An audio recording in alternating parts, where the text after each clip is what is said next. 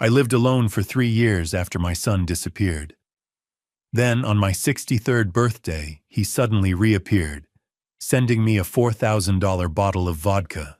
I couldn't drink it because of my heart condition. When he called and asked with a trembling voice, "Dad, how was the vodka?" I calmly replied, "I gave it to our family lawyer. He loved it." A horrified silence fell. Then he screamed, "Dad, what the hell did you do?" Just 24 hours later, what happened was beyond my imagination. Hey there! Thanks for joining me today. If you're new here, hit that subscribe button and tap the bell so you're always in the loop. Also, leave a comment below. I want to know where in the world you're watching from. Just a heads up, this story weaves together imagination and experience for both reflection and entertainment. While names and settings are crafted, the message at its core is something I hope resonates deeply with you. I'd been awake since 5:30 the way I always was these days. Old cop habits die hard. 25 years on the Ridgeview Force, 3 years retired, and my body still ran on the same clock.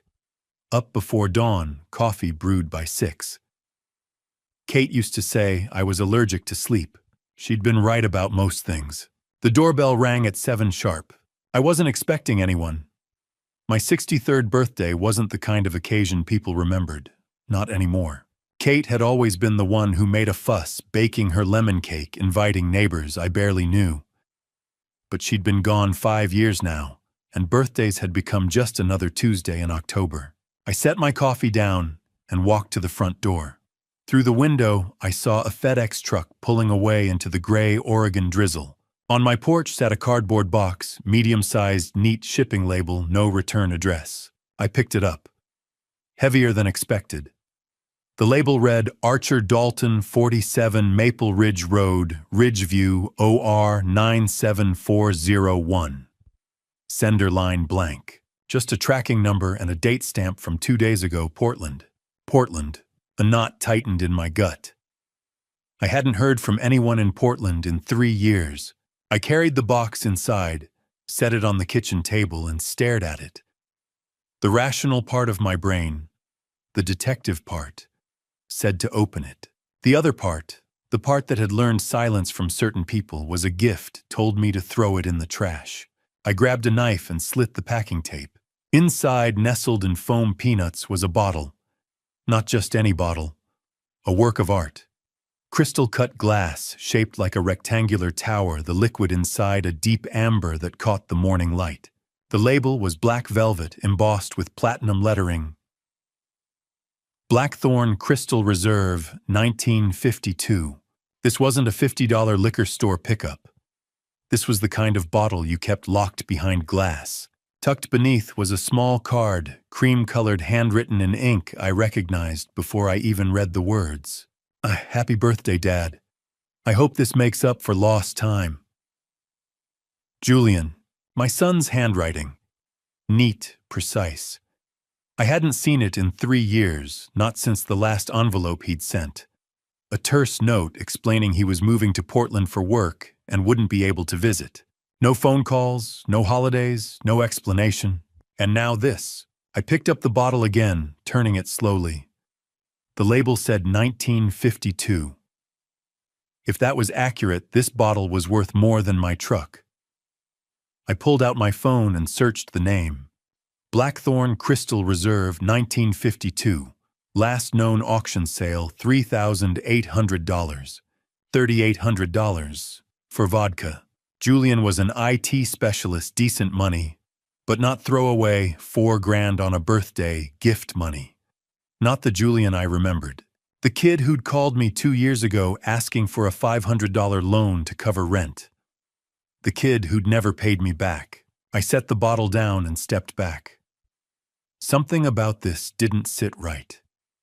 Maybe it was the 3 years of silence. Maybe it was the fact that Julian had never been sentimental, never one for grand gestures. Or maybe it was just the old cop in me, the part that had learned to trust my gut when things felt off. And this felt off. I thought about Kate. She would have been thrilled. She would have opened the bottle right then, poured 2 glasses, toasted to reconciliation. She always believed Julian would come around, that the distance between us was just a phase. But Kate wasn't here. And I'd learned in the 5 years since cancer took her that time didn't fix everything. Sometimes it just made the cracks deeper. I glanced at the bottle again.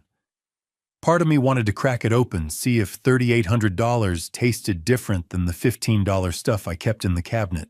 But another part, the louder part, told me not to. Not yet. Not until I knew what this was really about. Instead, I picked up my phone and scrolled through my contacts until I found the name I was looking for, David Whitmore. David had been my lawyer for 30 years. He was also one of the few people I still considered a friend. The phone rang twice before his voice came through, warm and familiar. "Archer, happy birthday, old man. What can I do for you?" "David, you got time this afternoon? I need to swing by your office. Talk about my will." There was a pause. "Your will, you feeling all right?" I looked down at the bottle on my table, amber light pooling around its base like a warning. "Just want to make sure everything's in order. Health's been not great since Kate. Figured it's time to update a few things." "Of course, come by around 4. I'll pull your file." Thanks, David. Oh, and one more thing. I'm bringing you a gift. Consider it a thank you for putting up with me all these years." David chuckled. "You don't need to do that. I insist." I hung up and stared at the bottle for another long moment. Then I carefully placed it back in the box, wrapped it in the foam peanuts, and sealed the lid. If Julian wanted me to drink this, he was going to be disappointed. By the time I climbed into my truck that afternoon, the rain had stopped leaving the streets slick and shining. I set the box on the passenger seat, buckled in, and turned the key. The engine coughed to life, and I pulled out of the driveway, heading toward downtown Ridgeview. The bottle sat beside me, silent and heavy, a question I wasn't ready to answer. 4 o'clock found me standing outside Whitmore and Associates, a 3-story brick building on Main and Oak. I grabbed the box, locked the truck, and pushed through the front door. David's secretary, Mary, looked up and smiled. "Mr. Dalton, David's expecting you. Go on back." I walked down the narrow hallway to David's office and knocked twice before stepping inside. David stood behind his desk, reading glasses perched on his nose, a file folder open in front of him. He looked up and grinned. "Archer, good to see you. What's in the box?" I set it down on his desk carefully and met his eyes. "Vodka, expensive vodka from my son." David raised an eyebrow. "Julian, I thought you two weren't talking." "We're not. That's why I'm here." David studied me for a long moment, the kind of look he'd perfected over 30 years of lawyering.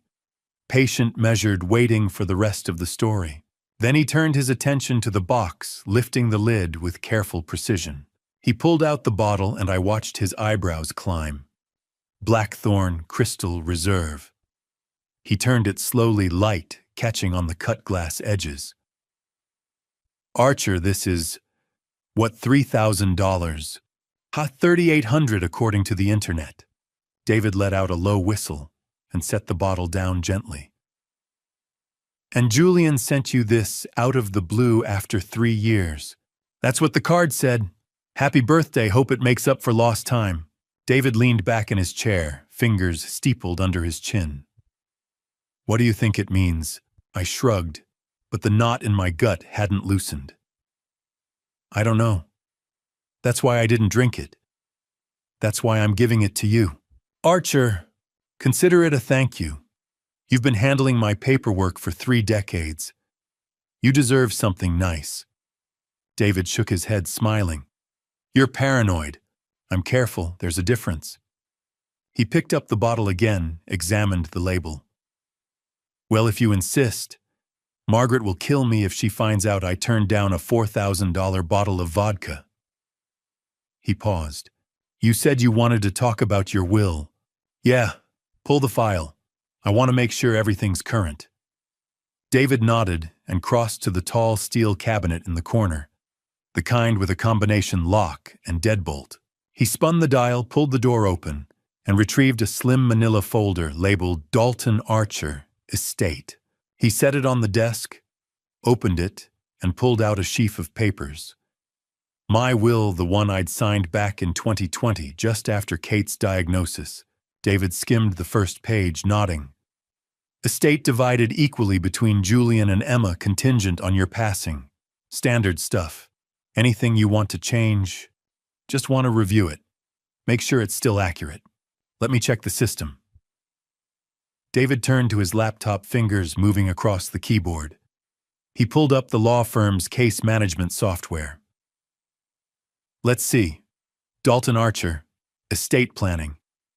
His fingers stopped moving. He leaned closer to the screen, squinting. Huh. What? David frowned, clicked through a few more screens. Then he turned the laptop toward me. On the monitor was a PDF. My will, or something that looked like it. Same header, same language, same format. But the date at the top read August 15th, 2024. And the distribution clause was different. All assets, properties, and holdings to be transferred in full to Julian Castellano. 100%. Not split. Not contingent. Just Julian. I stared at the screen, cold spreading through my chest. I didn't sign that. You didn't come in last month. No. I haven't been here since Kate's funeral arrangements. 4 years ago. David frowned, clicking to another window. There's an email here, October 8th, from archer.dalton.official@gmail.com. Says you updated the will, digitally signed it, electronically, asked me to prepare a hard copy. I don't have a Gmail account. My email's Yahoo. Has been for 20 years.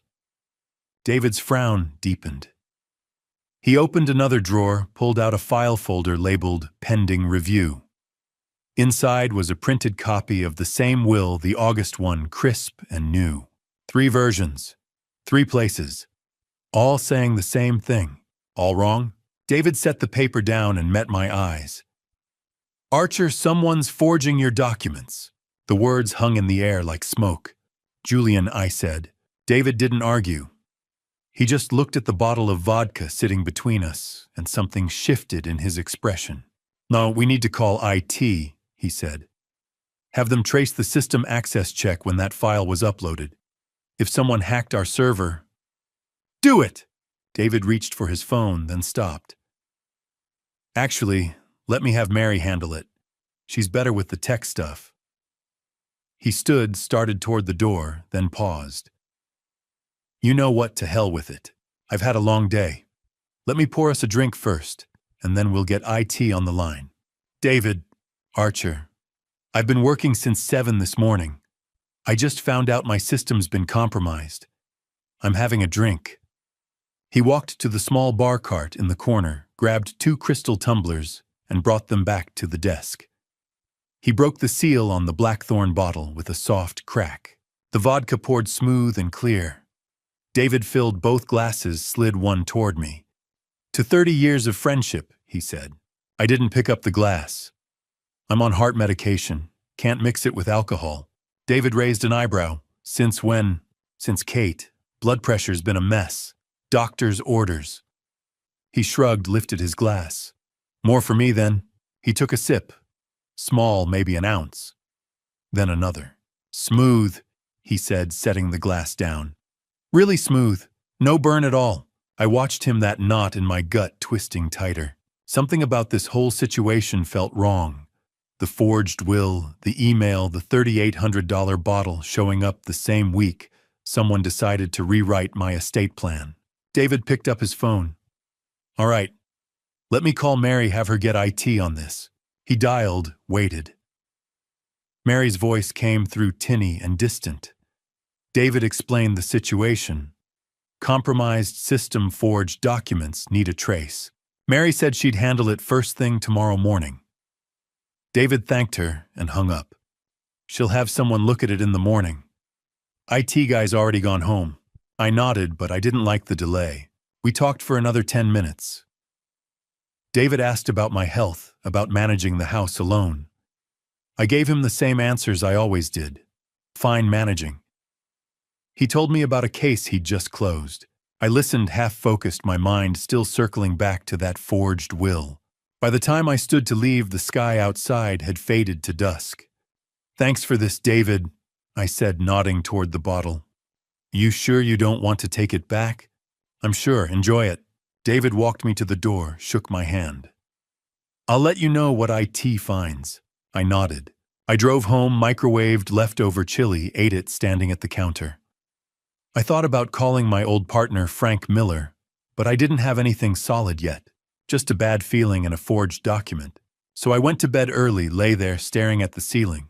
The call came at 9:47 p.m. I was half asleep when my phone lit up, vibrating against the nightstand. I squinted at the screen. Margaret Whitmore. I answered on the second ring. "Margaret." Her voice hit me like a fist. Ragged, breathless, broken. "Archer. Oh God, Archer, it's David. Something's wrong. We're at the hospital. They think he's been—" The word caught in her throat, strangled. Poisoned. I was out of bed before Margaret finished the sentence. My hands found my jeans and the dark keys on the nightstand. The phone stayed pressed to my ear as I moved through the house. Shoes, jacket, wallet. Margaret was still talking, words tumbling over each other. Ambulance, chest pain, racing heart. "I'm on my way," I said and hung up. The drive to Ridgeview General took 15 minutes through rain-slicked roads. My mind ran faster than the engine. David had drunk from that bottle. One glass, maybe two, and now he was in the hospital. Julian had sent that bottle. The pieces didn't fit yet, but the shape was starting to come clear. I pulled into the hospital lot just after 10 and jogged toward the entrance. Fluorescent lights hit me like a slap. Too bright, too sterile. The ER waiting room smelled like antiseptic and burnt coffee. Margaret stood near the nurse's station, arms wrapped around herself, face pale. She saw me and crossed the room. "Archer." Her voice cracked. "They won't tell me anything." "What happened?" "We were watching TV. He said he felt dizzy. Then he grabbed his chest, said his heart was racing. I called 911. "Is he conscious?" "He was, but they took him back an hour ago. A nurse walked by, and I flagged her down." "David Whitmore. Came in about an hour ago. Cardiac issue. Can you tell us anything?" The nurse glanced at her clipboard. "Are you family?" "I'm his wife," Margaret said. "The doctor will update you soon. Right now, Mr. Whitmore is stable, but we're running a full toxicology screen." "A toxicology, huh?" Margaret's voice went thin.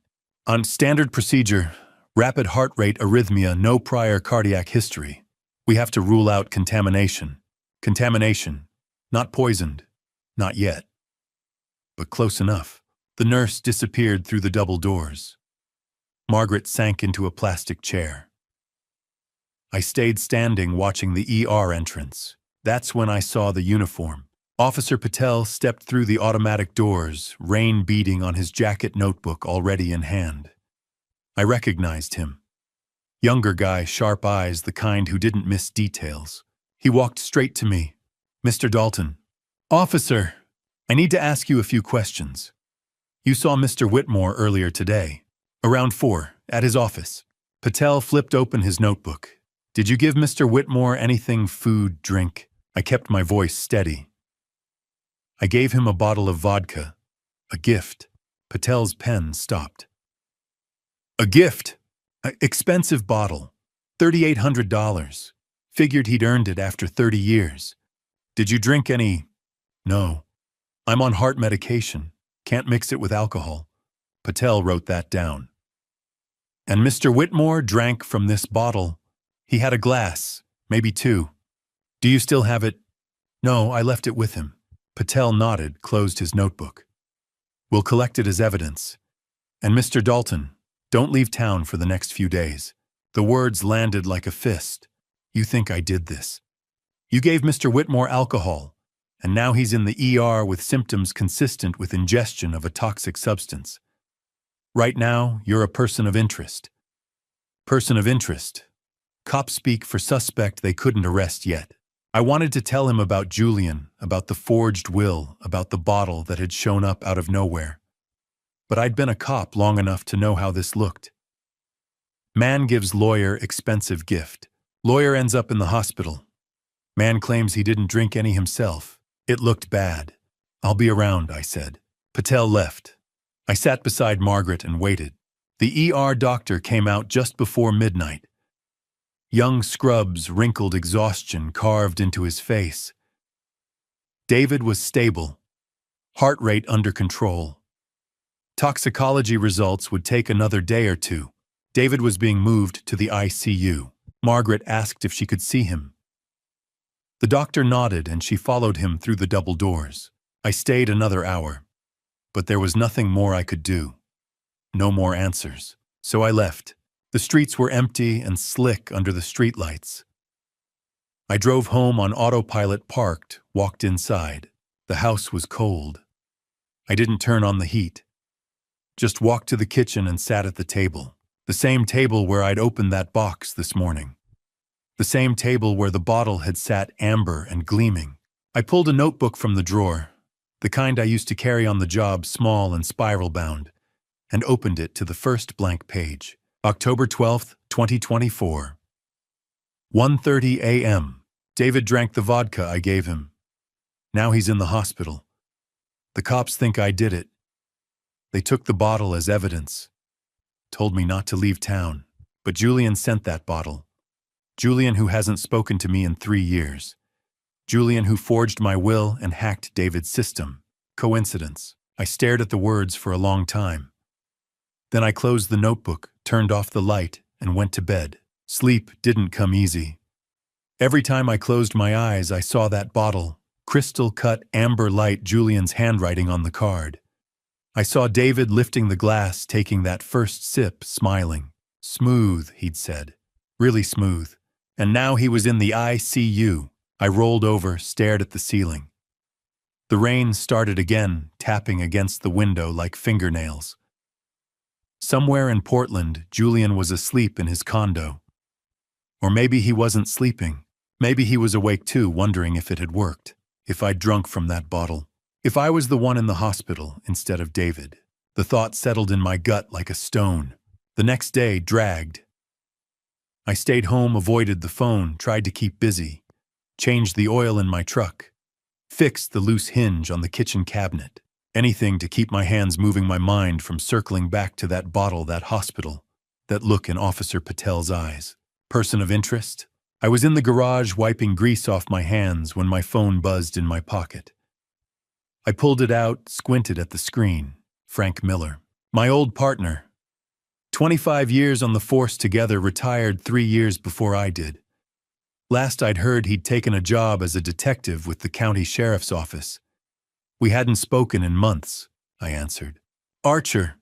Frank's voice, familiar but not friendly. Not anymore. Frank. We need to talk. I wiped the grease off my hands, grabbed my jacket, and headed downtown. The Ridgeview Police Department sat on the corner of 3rd and Elm, a squat brick building unchanged since I'd walked through its doors as a rookie 40 years ago. The parking lot was half empty when I pulled in. I'd been on the other side of this plenty of times, bringing people in, asking questions, watching them sweat under fluorescent lights. I'd never thought I'd be the one answering for something I didn't do, but here I was. I walked through the front doors. The desk sergeant nodded toward the hallway. Detective Miller's expecting you. 3rd door on the left. The hallway smelled the same. Old coffee floor wax, the faint tang of sweat and stress. I reached the 3rd door, knocked twice, and pushed it open. Frank sat behind a gray metal desk, reading glasses on his nose, a file folder open. He looked up, and for a second, I saw the man I'd worked with for 2 decades. Steady, reliable. But then his expression shifted into something more official. Archer, sit down. I pulled out the chair. The room was small, windowless. A recorder sat on the desk between us, red light already blinking. You're recording this. Standard procedure. You know how it works. I did. Standard procedure meant they were building a case. Frank leaned back. Toxicology came back on the vodka you gave David Whitmore. I waited. Aconitine. Ever heard of it? No. So it's a toxin. Comes from a plant called wolfsbane, one of the most lethal plant-based substances known to man. Causes cardiac arrhythmia, respiratory failure, can stop a heart in under an hour. The words landed heavy, my gut twisted. The bottle you gave David had enough aconitine to kill someone. David's alive because he only drank about 50 milliliters. If he'd finished the glass, we'd be having a very different conversation. I swallowed. I didn't know. I believe you, but I need you to help me understand how a bottle of $3,800 vodka ended up laced with poison and in your hands. I met his eyes. Julian sent it to me. Frank's expression didn't change, but I saw the flicker of interest. Your son, my son, who I haven't heard from in 3 years, who sent me that bottle on my birthday out of nowhere with a card saying, "Hope this makes up for lost time." Do you still have the card, the box? Yeah, at my house. Frank nodded, made a note. We'll need those. Handwriting analysis, fingerprints, anything that ties Julian to the bottle. You'll have them. Frank leaned forward. Archer, I've known you a long time. I know you didn't try to harm David, but right now the evidence says you gave him a contaminated bottle. That makes you a suspect. What I need is proof that someone else is responsible. And if that someone is Julian, I need a motive. I took a breath. David told me something before he drank from that bottle. He found discrepancies in my will. 3 versions. One in his safe, one digital one sent via email. The digital and email versions were forged. Someone hacked his system, changed my estate plan to leave everything to Julian. Frank's pen stopped moving. David said this right before he opened the bottle. He said we needed to call IT, have them trace the access. Frank picked up his phone, dialed. A brief conversation. He hung up and looked at me. Margaret confirmed it. David told her the same thing before he lost consciousness. Said your will had been tampered with. Julian, we're looking into it. But Archer, even if Julian forged your will, that doesn't prove he sent the vodka. We need a direct connection. Check the FedEx tracking, the sender address, Julian's condo in Portland. Frank made another note. We will. He closed the file, but didn't stand. Archer, there's something else. You said you didn't drink from the bottle because you're on heart medication. What medication? Nitroglycerin, for blood pressure. Why? When's the last time you took it? 2 days ago, morning. Why? Frank's jaw tightened. I want you to have your doctor check that prescription. Make sure it's what it's supposed to be. The implication hit me. You think Julian tampered with my meds. I think if Julian sent you a bottle laced with poison, he's not above switching out your pills. I stood. I'll call Dr. Brennan. Frank walked me to the door. Get me those boxes, the card, anything Julian touched. And Archer, be careful. If your son's behind this, you're still a target. I left the station, climbed into my truck, and sat there with the engine running. My hands were shaking. Not from fear, from anger. I pulled out my phone and called Dr. Brennan. He answered on the 3rd ring. Archer, what can I do for you? I need you to test my nitroglycerin prescription. Check if it's been tampered with. A pause. Why? Just do it, please. All right, bring the bottle by my office. I'll run a sample through the lab. I drove home, grabbed the pill bottle from the bathroom cabinet, and drove straight to Brennan's clinic. He took the bottle and disappeared into the back. I sat in the waiting room, staring at a cholesterol poster, trying to figure out when it had all gone wrong with Julian. Brennan came back an hour later, face grim. Archer, this isn't nitroglycerin. I stood. What is it? Calcium channel blocker. Different class entirely. If you'd taken this during a cardiac episode, it would have dropped your blood pressure dangerously low. You could have lost consciousness. Maybe worse. The room tilted. I gripped the edge of the chair. Someone switched your medication. Brennan nodded. I'm prescribing you a new bottle. Real nitroglycerin. Don't take anything from that old container. And Archer, you need to tell the police. I called Frank from the parking lot, told him what Brennan had found. Frank said he'd send someone to collect the fake pills as evidence. I drove home in a fog, walked inside. The house felt colder than it should have. I sat at the kitchen table, pulled out my notebook and wrote, October 14th, 2024, 6 p.m. Frank confirmed the vodka was laced with aconitine. Lethal dose. David survived because he only drank 50 milliliters. Julian sent that bottle. Julian forged my will. Julian hacked David's system, and now I know. Julian switched my heart medication. He didn't just want to harm David, he wanted to kill me. But why? I stared at the words until they blurred. Then I closed the notebook and sat in the silence. The phone rang just after 7 the next evening. I was heating up leftover soup when the screen lit up. Unknown number, Portland area code. I answered. Silence on the other end. Then quiet and calm, a voice I hadn't heard in 3 years. Dad, did you like my gift? My finger hit the record button before I even registered the movement. Old instinct. 25 years on the force had taught me to document everything, especially when something felt wrong. And this, Julian's voice after 3 years of silence asking if I'd liked his gift, felt very wrong. I kept my tone neutral. Julian, you didn't answer my question. I set the soup pot down, moved to the living room where the signal was clearer. No, I didn't drink it. A pause. Brief, but I heard it. The kind that comes when someone's recalculating. Why not? I'm on medication. Can't mix it with alcohol. You'd know that if you'd bothered to call in the past 3 years. The words came out sharper than intended, but I didn't take them back.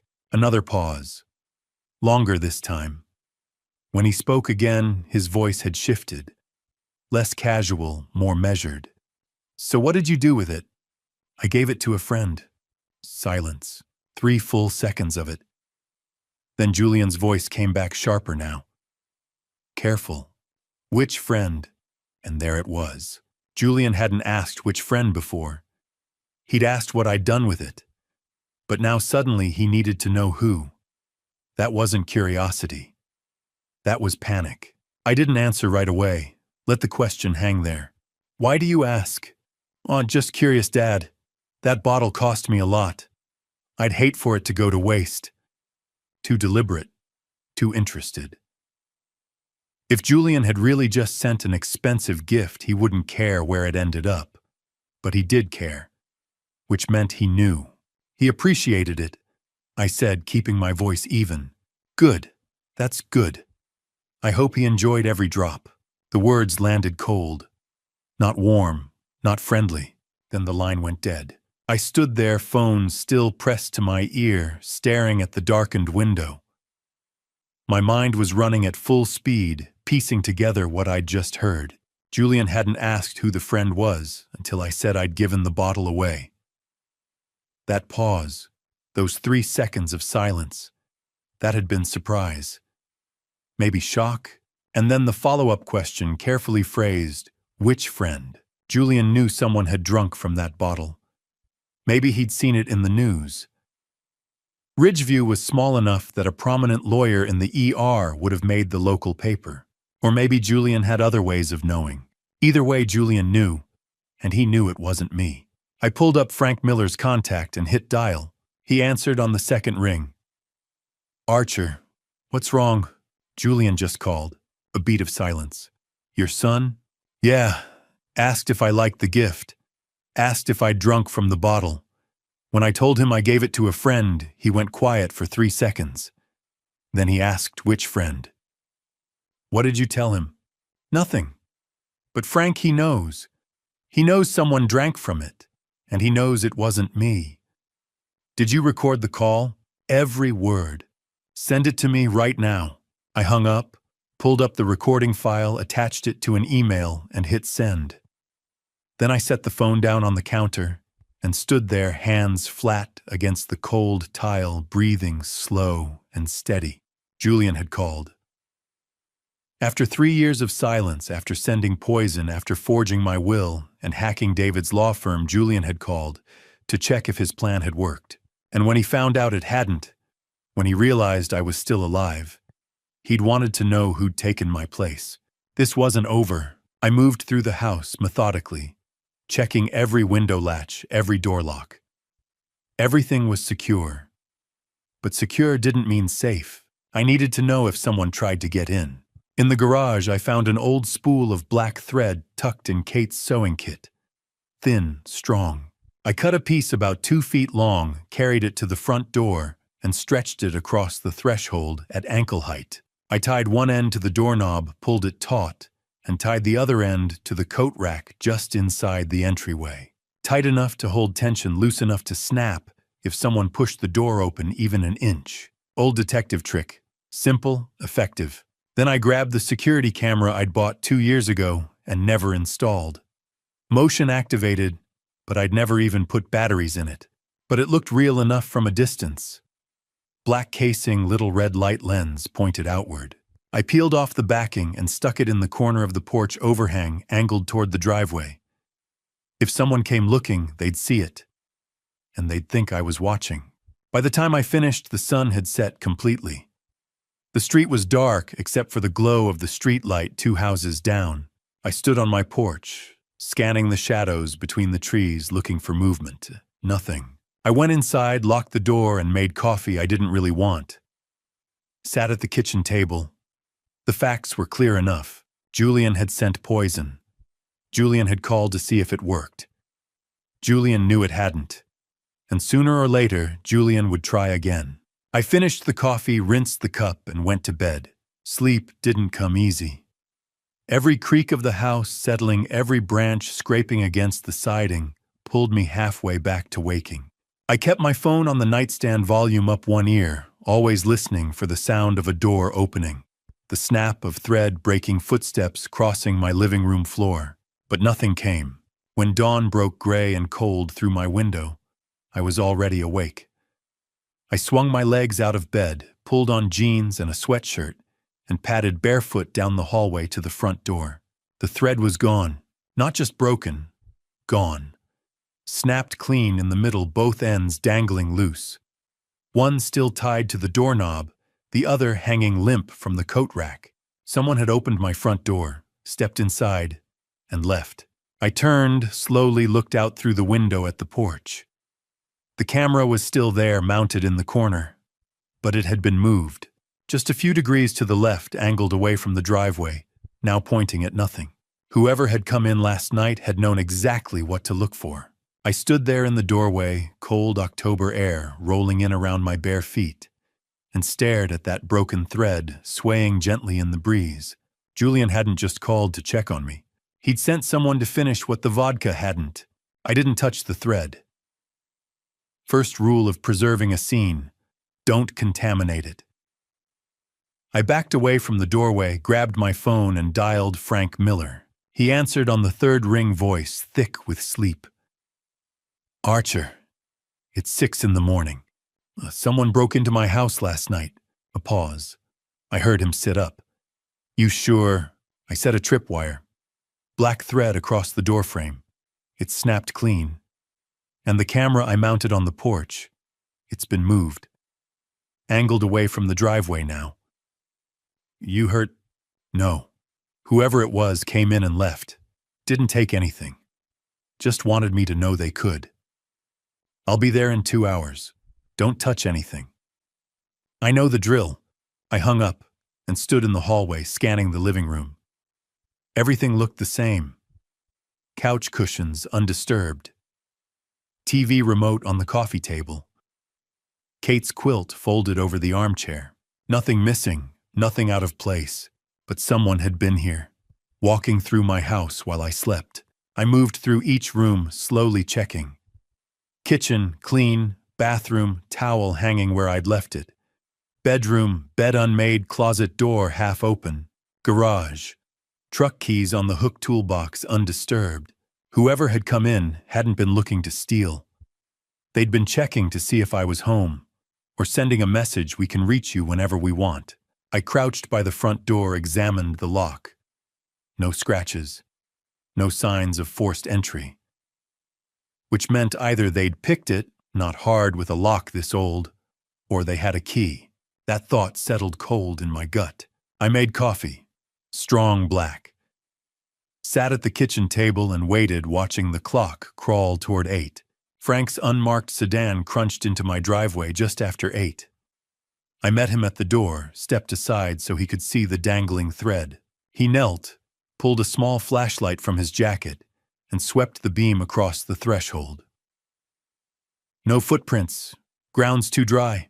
Camera, show me. We stepped onto the porch. Frank examined the adhesive mount, the angle of the lens. Moved deliberately. This wasn't some kid. Whoever did this knew what they were looking for. Professional or experienced. Could be Julian hired someone. Could be Julian himself, though I doubt it. He's not the hands-on type. Frank straightened, looked at me. You sent me that recording. Julian's call. Yeah. I've listened to it 3 times. That pause when you said you gave the bottle to a friend. That's not curiosity, Archer. That's panic. I know. And the follow-up. Which friend? Julian's trying to figure out if his plan worked. Frank pulled a file folder from his car, flipped it open. Inside was the birthday card Julian had sent, sealed in a plastic evidence bag, next to a photocopy of an old tax return with Julian's signature. Forensic document examiner compared the handwriting. 97% match. Same slant, same pressure, same loops. Julian wrote that card. Relief washed over me. Now it was documented. Official. David woke up yesterday afternoon. Frank continued. Talked to Margaret, then talked to us. Confirmed everything. You gave him the vodka as a gift. You two were discussing your will. He drank from the bottle you left before he collapsed. He remembers the conversation about the forged documents, too. So I'm clear. Officially, yes. We're building a case against Julian. Attempted harm, fraud, computer crimes, identity theft. IT forensics is going through David's law firm server. Early results show unauthorized remote access from an IP address in Portland, logged through an old employee account that should have been deactivated months ago. Julian, we're tracing the IP to a physical address. Should have it by end of day. Frank closed the folder. Archer, I'm putting a patrol unit on your street. Just drive-bys twice a night. And do me a favor. Upgrade your security. That thread's clever, but it's not going to stop anyone who's determined. Get a real alarm system. Change your locks. Already planning on it. Frank left just before 10, taking the broken thread, the birthday card, the FedEx box, and the bottle of fake medication. I watched his sedan disappear, then went inside and locked the door. First stop, hardware store. I bought a basic alarm system. Motion sensors, door and window contacts, a control panel with a keypad. $50 self-install. Nothing fancy, but loud.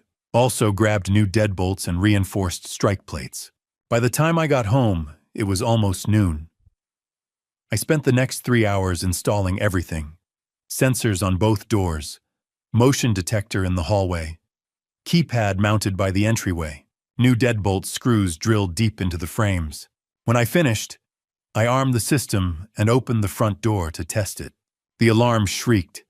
High-pitched, angry, loud enough to make my ears ring. I punched in the code and it cut off. Good enough. I sat at the kitchen table, opened my notebook and wrote. October 16th, 2024. 3 p.m. Someone broke in last night. Snapped my thread, moved the camera. Frank confirmed it. I'm officially clear. Handwriting matches Julian's. David's awake confirmed my story. IT forensics found evidence of a hack from a Portland IP. Julian's not just trying to steal my estate. He's making sure I don't survive long enough to stop him. I closed the notebook and sat there thinking about next steps. Tomorrow I'd call a professional locksmith. Tomorrow I'd talk to Frank about restraining orders. But tonight I just needed to sleep. I didn't. The next morning I woke just before dawn. Made coffee, sat at the table, watched the sky turn from black to gray. Just after 9, I walked to the front door to grab the newspaper. There was an envelope on my porch. Plain white. No address, no stamp, no name. Just sitting there on the welcome mat. I stared at it for a long moment, pulse ticking faster. Then I pulled out my phone, took a photo, and called Frank Miller. The envelope lay where I'd set it, its edges crisp against the kitchen counter. Morning light slanted through the window as I slid one finger under the flap and pulled out a single photograph, black and white, grainy. My house. The image had been taken from the gravel drive framing the front porch. The windows dark, the old maple casting skeletal shadows across the siding. In the bottom right corner, white digital numerals read 11:47 p.m. 16th October 2024. Last night, an hour and a half after I'd locked every door and installed the motion sensor, I flipped the photograph over. No message, no signature. Just the image of my home captured by someone who had stood outside in the dark while I slept. My hand tightened around the counter. For 30 years, I'd been the one doing surveil Archer, holding the camera, documenting evidence. Now I was the subject, the target. I pulled out my phone and called Frank Miller. "Sure." His voice was thick with sleep. "Check your email. I'm scanning it now." "What is it?" "A photograph. My house. Time-stamped 11:47 last night." A pause, then the creak of bed springs. "You're telling me someone walked your property an hour after you installed that alarm?" "That's exactly what I'm telling you." "Did the sensor trigger?" "No." Another pause. "I'll be there in 40 minutes. Don't touch the envelope." I set the phone down and stared at the photograph again. The angle was deliberate. Not a casual snapshot, but a composed frame, the kind a professional would take. Or someone who had studied under one. Julian had been 12 when I'd taught him how to use my old Nikon, how to adjust the aperture for low-light shots.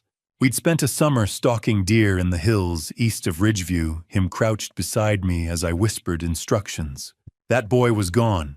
In his place stood a man who sent poisoned vodka and forged wills, who swapped medication, and hired thugs who stood in my driveway at midnight and took pictures. By 10:30, Frank had left, with the photograph sealed in an evidence bag. I stood at the kitchen sink rinsing my mug when the first wave hit. A crushing weight across my chest, radiating down my left arm like molten lead. I gripped the counter, gasping, my vision narrowing. Nitroglycerin. I needed nitroglycerin. My jacket hung by the door. I staggered toward it, each step an effort, my lungs refusing to draw a full breath. My fingers fumbled in the pocket closed around the small brown bottle, twisted the cap, then stopped. Dr. Brennan's voice echoed in my head. "The pills in your original bottle were fake. If you'd taken one during an episode."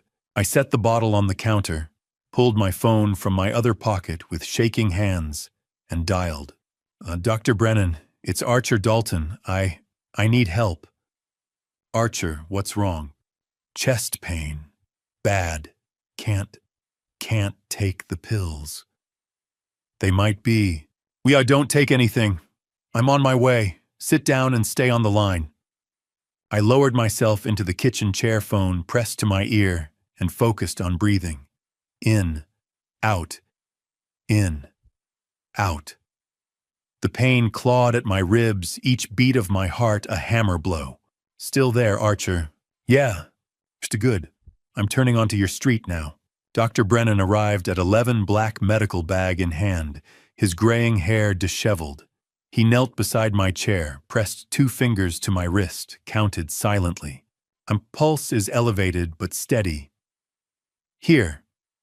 He handed me a small white tablet and a glass of water. "This is sublingual nitroglycerin. I pulled it fresh from the hospital pharmacy an hour ago. Put it under your tongue." I obeyed. The tablet tasted bitter, and within seconds the vice around my chest began to ease. I drew a full breath, then another. "Better." I nodded, unable to speak. He pulled a chair opposite me and set a clear plastic evidence bag on the table. Inside lay the brown prescription bottle I'd carried for 3 months. "Lab confirmed it yesterday," he said quietly. "Amlodipine, a calcium channel blocker. If you'd taken one of these during acute angina, your blood pressure would have dropped so fast, your brain wouldn't have gotten enough oxygen. You'd have lost consciousness in under 2 minutes. At your age, with your history, he didn't finish. He didn't have to. Who would swap my medication? I asked, though I already knew. Someone with access to your house. Someone who knows you have a heart condition. Someone who wanted it to look like natural causes. Julian, Dr. Brennan wrote a prescription for a fresh 90-day supply, showed me the tamper-proof seal on the new bottle, and made me promise to call 911 if the pain returned. After he left, I sat at the kitchen table and opened my journal. October 17th, 2024, 11:45 a.m. This morning, I received a photograph of my house time-stamped 11:47 p.m. last night. At 10:30, I had a severe angina attack. I reached for my nitroglycerin, but remembered Dr. Brennan's warning. The lab report is clear the original pills were amlodipine, not nitroglycerin. If I had taken one during the attack, I might not have survived. Julian planned every step: the poisoned vodka, the forged will, the swapped medication. He is trying to make sure I do not live long enough to stop him. I closed the notebook, poured a second glass of water, and tried to convince myself the new locks and alarm system would be enough. At 2:34 in the morning, I woke to the sound of footsteps. Not outside, inside, slow, deliberate. Moving through the living room toward the hallway where my bedroom door stood half open, I lay frozen beneath the quilt, listening. The alarm remained silent. No beep. No siren. Nothing. I reached for my phone on the nightstand. The footsteps stopped. A shadow passed beneath the narrow gap at the bottom of my bedroom door. Then a voice, low and unfamiliar, spoke from the other side. "Mr. Dalton, we need to talk." I kept my service revolver in the nightstand drawer, a Smith & Wesson Model 10 I'd carried for 23 years on the force. My fingers found the grip in the dark, cool steel against my palm, and I eased out of bed without making a sound. Kate's quilt slid off my shoulders as I moved toward the door, each step deliberate, the floorboards silent beneath my bare feet. The voice had come from downstairs. Calm. Patient. Not the frantic urgency of a burglar caught mid-act, but the measured tone of someone who had all the time in the world. I edged into the hallway, back pressed against the wall, revolver raised. The glow from the kitchen nightlight spilled across the hardwood. I descended slowly, keeping to the outside edge of each step, my breath shallow and controlled. At the bottom, I paused, listening. The living room lay to my left, dark, except for moonlight through the windows. A silhouette sat motionless on the sofa, hands resting on his knees, posture relaxed. I reached around the corner and flipped the light switch.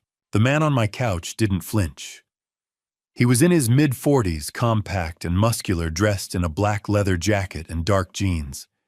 His hair was slicked back, graying at the temples. He raised both hands slowly, palms open. "Easy, detective," he said, his voice carrying a faint Brooklyn accent. "I'm not here to hurt you. This is a professional courtesy." I kept the revolver trained on his chest. "Who are you?" "I'm Vincent Russo. People call me Vinny." He tilted his head toward the coffee table.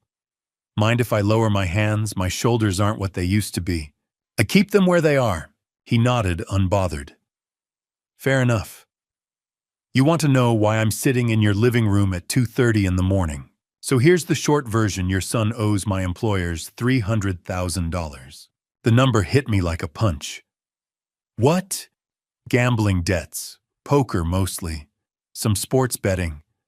Julian's been playing at a private club in Portland for the past 18 months.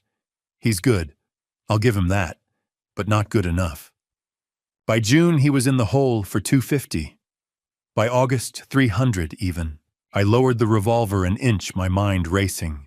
Julian, gambling, $300,000. What does that have to do with me? Vinny's expression didn't change. Your son offered collateral, a life insurance policy. $500,000, beneficiary Julian Castellano. The policy pays out when you pass. Julian told my employers you were in poor health, that it wouldn't be long. They agreed to extend his deadline. The room tilted. I gripped the door frame with my free hand. You're telling me Julian used my life insurance to cover his debts? So that's exactly what I'm telling you. And when you didn't cooperate by dying on schedule, Julian decided to help things along. The vodka, the fake heart medication, the forged will. Vinny shrugged. It's not my style for what it's worth. Too messy. But desperate men do desperate things. I stared at him, trying to process the words. My son, my own son, had bet on my death. Why are you here? I asked finally. Because I'm done with your son's mess. Vinny lowered his hands, slowly resting them on his knees. I don't touch cops. Never have, never will. That's an old rule, and I don't break old rules. When I found out you were Ridgeview PD, I told my employers I was out. They weren't happy, but they know better than to push. He reached into his jacket pocket, slowly, deliberately, and pulled out a business card, setting it on the coffee table. You're going to need proof. Names, dates, transactions. I can't testify in court, but I can point you in the right direction. Julian signed documents. He made calls. It's all there if you know where to look. Why would you help me? Vinny stood his movements unhurried and gestured toward the front door. Because Julian's plan put me in a bad position. I don't like bad positions. And because you remind me of my old man. Retired cop, heart condition, too stubborn to quit. He deserved better than what he got. So do you. He walked toward the hallway, pausing at the threshold. One more thing. You're probably wondering why your fancy alarm didn't go off. I glanced at the motion sensor above the door, its green LED dark. I cut the external power line before I came in, Vinny said. Took about 30 seconds with wire cutters. Then I used a signal jammer, $200 on eBay. Your $50 system's a toy detective. If you want real security, call a professional. He moved toward the kitchen and the rear window that faced the woods. I followed, keeping the revolver at my side. At the window, he paused, pointing to the glass. Glass cutter, he explained. Remove the pane, slip the latch, put it back when I left. You wouldn't have noticed unless you were looking for it. He opened the window, one leg already over the sill. Good luck with your son, Mr. Dalton. You're going to need it. Then he was gone, swallowed by the shadows between the trees. I locked the window, checked every door twice, and poured myself a whiskey I didn't drink. At 3:15, I called Frank Miller and left a voicemail summarizing Vinny's visit. At 4, I sat at the kitchen table and added another entry to my journal, my handwriting shaky from adrenaline and exhaustion. October 18th, 2024, 4 a.m. Vincent Russo, connected to organized crime, broke into my house tonight. He explained that Julian owes $300,000 in gambling debts and used my $500,000 life insurance policy as collateral. Julian's motive is now clear. He needs me gone to collect the insurance and pay his debts. I closed the notebook and watched the sky turn from black to gray. At 6:30, Frank called back, his voice tight with controlled fury. By 7, he was at my door with 2 uniformed officers and a forensic kit. By noon, we had a warrant. 2 days later, on the 20th of October, I was sitting in my study reviewing bank statements Frank had subpoenaed when my phone buzzed. A video call. Emma's name appeared on the screen, and I felt my chest tighten. But this time it was relief, not pain. I answered, and my granddaughter's face filled the screen, her blonde hair pulled back in a ponytail, her blue eyes bright. Grandpa, you answered. Her face filled the screen, bright and unguarded, the way only a 10-year-old's can be. Blonde hair pulled back in a high ponytail, a gap where her left front tooth used to be freckles scattered across her nose. Emma, my granddaughter, the one pure thing left in this mess. Grandpa, she said again, her grin widening. I thought you weren't going to pick up. I forced a smile, settling back into my desk chair. I always pick up for you, sweetheart. How's school? Boring. She rolled her eyes. Mrs. Henderson makes us do multiplication tables every single day. I already know them. Multiplication's important, I said. You'll need it when you're older. That's what Mom says. Emma leaned closer to the camera, lowering her voice to a whisper. But I think she just doesn't want to help me with homework. I chuckled, the sound hollow in my chest. Where is your mom? It's upstairs. She's on the phone with somebody. She's been on the phone a lot lately. Emma tilted her head. Grandpa, when are you coming to visit? You promised you'd take me to the zoo before it gets too cold. The zoo. I'd promised her that back in July before everything started unraveling. Soon, I said, hating the lie. I've been a little busy, but I'll come see you soon. You always say that. She pouted, then brightened. Dad says we're going to be rich soon. Maybe we can go to the big zoo in Seattle instead, the one with the pandas. The words hit me like ice water. I kept my expression neutral. Your dad said that, yeah, he's been really happy lately. He keeps saying things are going to get better, that we won't have to worry about money anymore. Emma twirled a strand of hair around her finger. He talks to somebody named Vinny a lot, like every day. Is Vinny your friend? My throat closed. I swallowed hard. No, sweetheart. Vinny's not my friend. Why do you ask? Because Dad mentions you when he talks to Vinny. He locks himself in his office and talks really quiet, but I heard him say your name once. And something about insurance. She wrinkled her nose. What's insurance? I closed my eyes for a breath, trying to steady the roar in my ears. Insurance it's something grown-ups have to make sure their families are taken care of. It's complicated. Oh, she shrugged, already losing interest. Dad says a lot of complicated stuff lately. Mom gets mad at him sometimes. I heard them fighting last week. About what? Emma hesitated, glancing over her shoulder. When she turned back, her voice was quieter. I don't know. But Mom was crying. She said something about how she didn't sign up for this, and Dad said she needed to trust him, that everything would work out. I wanted to reach through the screen and pull her out of that house, away from Julian.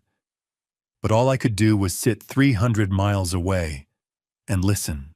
Emma, I said gently, has your dad been acting strange, different than usual? She thought for a moment, chewing her bottom lip. Kind of. He's gone a lot. And when he's home, he's always on his phone or in his office. He used to play board games with me on Saturdays, but he hasn't done that in forever. Her eyes brightened. But he bought me a new iPad last month. He said it was an early birthday present. An early birthday present. Paid for with borrowed money, or money he expected to collect once I was gone. That's nice of him, I managed. Yeah, Emma leaned back. Grandpa, can I tell you a secret? Of course. And Dad told me not to talk to you about the Vinny stuff. He said it was private, and I shouldn't mention it if you called. She bit her lip, looking guilty. But I miss you. And I don't think secrets are good. Mom says secrets make people sick. Your mother is right, I wanted to say. Secrets rot from the inside out. Instead, I said, I miss you too, sweetheart. And you can always talk to me about anything, okay? No matter what your dad says. She nodded, her smile returning. Okay, we talked for another few minutes. About her friends at school, about the book she was reading, about the stray cat in their backyard. I let her chatter fill the silence. When Sarah called her name from upstairs, Emma waved at the camera. I have to go. Love you, Grandpa. Love you too, Emma. The screen went dark. I sat motionless for a long time, staring at the blank tablet. Dad says we're going to be rich soon. He talks to somebody named Vinny a lot. He mentions you. Julian hadn't just planned my death. He'd talked about it openly enough that a 10-year-old had picked up fragments. He'd locked himself in his office and made calls to Vinny Russo. while his daughter played in the next room negotiating the terms of his father's life insurance. I opened my journal and began to write. October 20th, 2024, 5 o'clock p.m. Emma called today. She mentioned that Julian has been telling her we're going to be rich soon, and that he frequently speaks with someone named Vinny. She overheard him mention my name and the word insurance. Julian has instructed Emma not to discuss this with me. Sarah has been arguing with Julian. Emma heard her mother crying last week. My son is using his own daughter as cover while he plans my elimination. I closed the notebook and called Frank Miller. He answered on the second ring. Archer, what is it? So I just talked to Emma. Julian's been on the phone with Vinny Russo regularly. He's told Emma they're going to be rich soon, and she overheard him mention my name and life insurance. A pause. Out of the mouths of babes, Frank, we need to talk to Sarah. Alone. Away from Julian.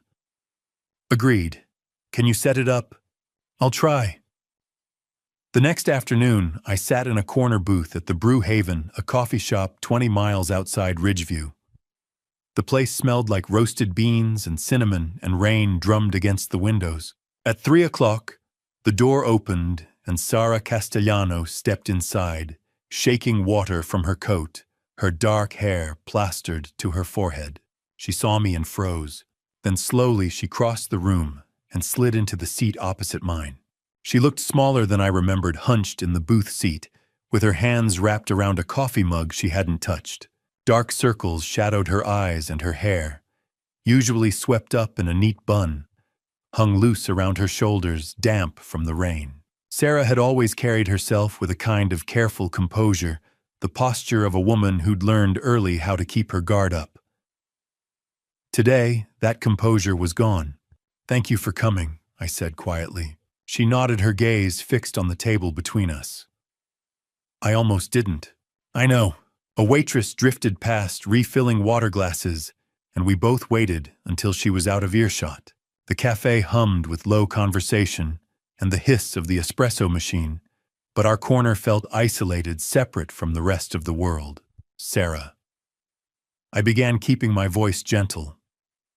Emma called me 2 days ago. She told me some things.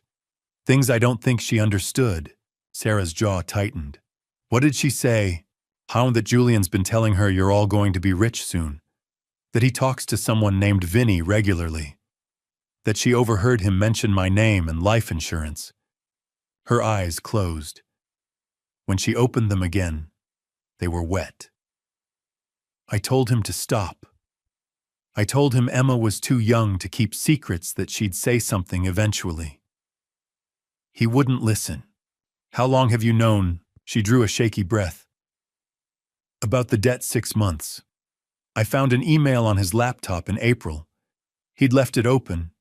Careless, or maybe he wanted me to see it. A lawyer representing the Benedetti family. They were discussing payment terms for $300,000. She paused, wrapping her arms around herself. I confronted Julian. He told me it was under control, that he had a plan, that I needed to trust him. Good, and you believed him? I wanted to. Her voice broke on the last word. He's my husband, Emma's father. I wanted to believe he wasn't stupid enough to borrow money from the mob. I leaned forward, resting my forearms on the table. Sarah, I need you to be very clear with me. Did you know about the vodka, about the fake heart medication? Her head snapped up, eyes wide. What? Someone sent me a bottle of vodka laced with aconitine, a poison. My lawyer drank it and nearly died. Someone also swapped my nitroglycerin pills with a different drug. If I'd taken one during a heart attack, I would have died within minutes. The color drained from her face.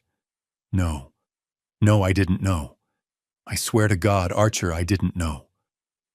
Her hands shook so badly she had to set the mug down. Julian told me he was working on refinancing. He said he had a business opportunity, that he just needed a few more months. He never said anything about... She stopped, pressing a hand to her mouth. I watched her carefully, searching for any sign of deception. I'd spent 2 decades reading people, learning to spot the micro-expressions that betrayed a lie. Sarah's shock looked genuine. "When did Vinny start following you?" I asked. "In July. I saw him outside Emma's school twice in 1 week, then outside our apartment. I asked Julian about it, and he admitted Vinny worked for the people he owed money to. He said they were just keeping tabs, making sure we didn't run." She wiped at her eyes with the back of her hand. "Julian told me if I said anything to anyone, to you, to the police, to anyone, he'd leave. He said he'd disappear and we'd be stuck with the debt, that the Benedettis would come after me and Emma to collect. The bastard had used his own wife and daughter as hostages. Sarah, I need you to testify. I need you to tell a prosecutor everything you just told me. The emails, Vinny Julian's threats. Without your testimony, we don't have enough to prove Julian planned this." She stared at me, her expression torn between fear and something that looked like relief.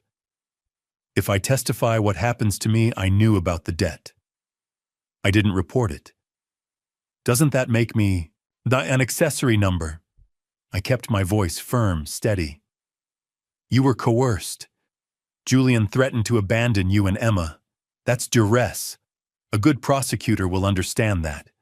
But what if they don't? Then we'll make them understand." I pulled out my phone and set it on the table. "I'm going to call Detective Frank Miller. He's been working this case with me. He can arrange a meeting with the county prosecutor's office. We'll negotiate immunity for you, full immunity in exchange for your cooperation. You testify, and you walk away clean." Her breath hitched. "And Emma will be safe. That's the priority. Julian won't be able to threaten either of you once he's in custody." Sarah stared at the phone for a long moment, then nodded slowly. "Okay. Do it." I dialed Frank's number. He picked up on the second ring. "Archer, tell me you've got good news."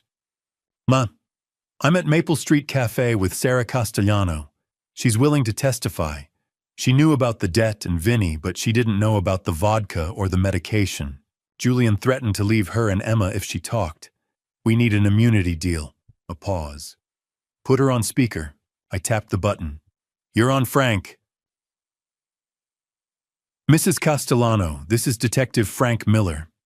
Have you been in contact with your husband since agreeing to meet Mr. Dalton today?" Sarah's voice was barely above a whisper. "No. He thinks I'm visiting my sister in Eugene." "Good. Keep it that way. I'm going to call the county prosecutor's office right now. Can you stay where you are for the next hour?" "Yes." "All right, sit tight. I'll have an answer for you soon." The line went dead. Sarah exhaled slowly, her shoulders sagging. "What if Julian finds out? He won't," I said, though I couldn't be certain. "Frank's discreet, and once you're under witness protection, Julian won't be able to touch you." She nodded, but the fear didn't leave her eyes. 2 days later, on the morning of October 23rd, Frank and I stood outside the offices of Whitmore and Associates. The building looked the same as it had 3 weeks ago. Red brick brass nameplate, the scent of old paper, and lemon polish drifting through the open door. But David Whitmore was no longer inside. He was home recovering, and his son Thomas had taken over the practice.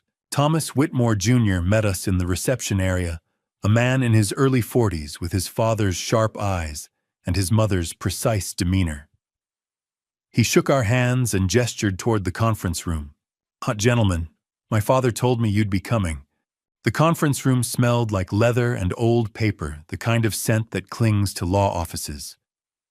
Thomas Whitmore Jr. gestured for us to sit at the long mahogany table, then crossed to a wall safe hidden behind a framed print.